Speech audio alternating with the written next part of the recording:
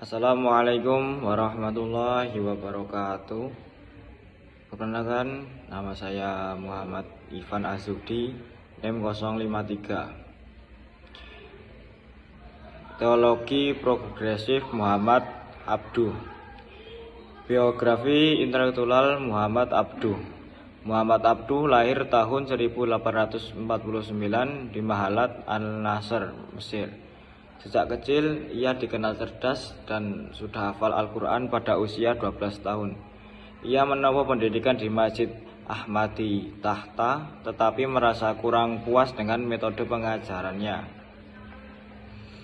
Setelah dibimbing pamannya, Syekh Darwisi Al-Qadir, semangat belajarnya tumbuh kembali hingga mulai aktif dalam gerakan pembaruan Islam, menolak taklid buta, dan mendorong penggunaan akal dalam memahami agama. Abduh bersama Al-Afghani menerbitkan jurnal Al-Urwah Al-Wuthqa di Paris yang menyerukan persatuan umat dan perlawanan terhadap kolonialisme. Sekembalinya ke Mesir, Abduh menjadi mufti besar dan memperjuangkan reformasi di bidang pendidikan dan hukum Islam.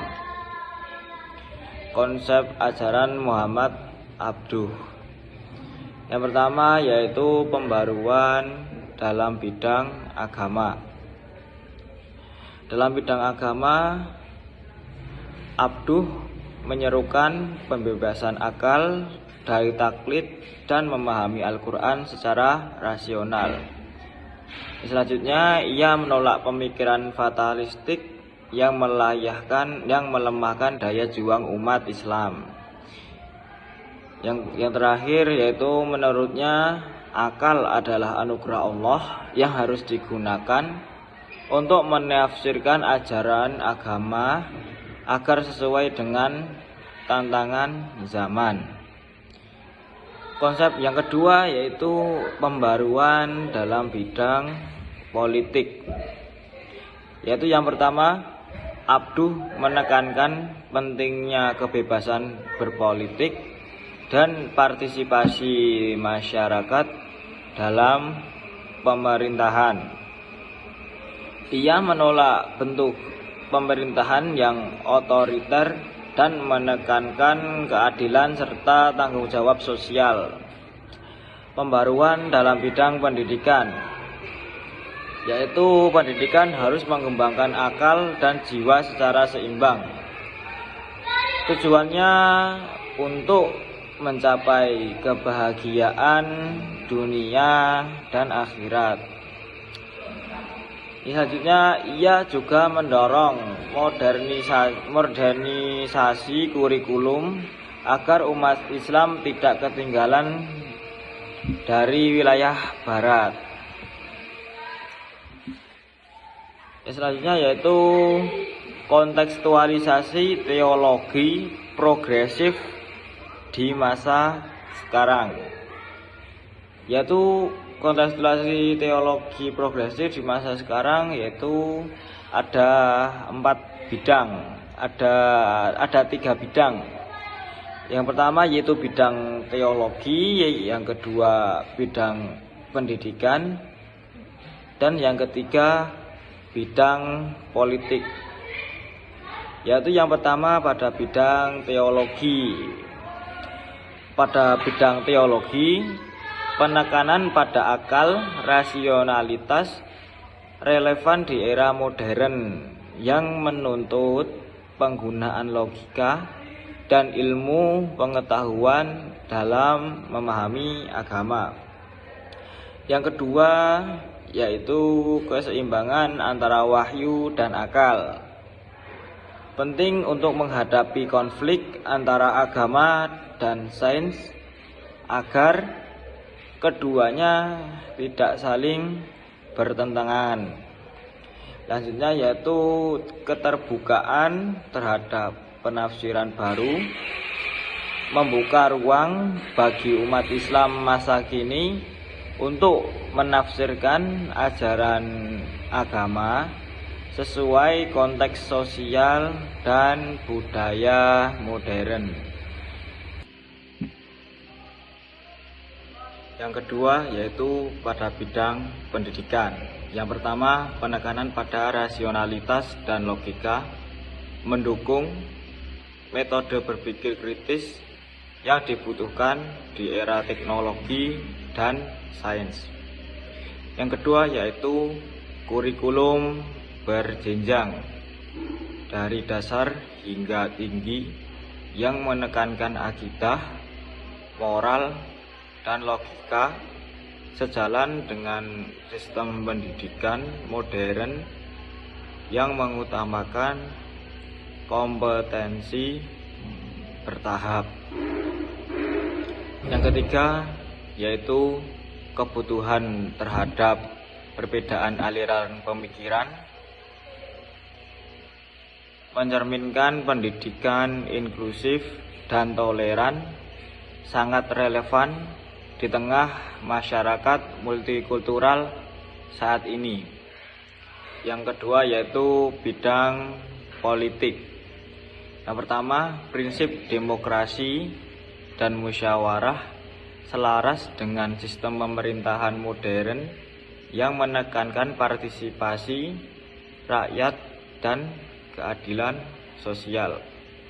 Yang kedua, kebebasan berpikir dan ijtihad, mendukung inovasi dalam menghadapi persoalan politik, sosial, dan hukum kontemporer. Yang ketiga, penolakan terhadap adopsi hukum asing secara buta relevan dengan upaya menjaga jati diri dan nilai-nilai lokal di tengah globalisasi. Yang keempat, menegakkan hukum sesuai karakter masyarakat Muslim sejalan dengan pendekatan kontekstual dalam hukum modern. Selanjutnya yaitu karya-karya Muhammad Abduh. Beberapa karya penting Muhammad Abduh yang menunjukkan kedalaman pemikirannya. Yang pertama yaitu Risalah Al-Wirdad, yang kedua Hasyiah ala Syahril Akhaid Ad-Dududiyah, yang ketiga Nazhul Balaghah, yang keempat Ar-Radu Al-Dahrifin, yang kelima Syarah Kitab Al-Bashir, yang keenam Mahkamat Badi Uzzaman Al-Hamadi, yang ketujuh Takrif fi Islahil Mahkami Asy-Syariah, yang kedelapan Al-Islam wal An-Nasnifah Mahal Ilmi wal Madaniyah, yang kesembilan Risalah Tauhid.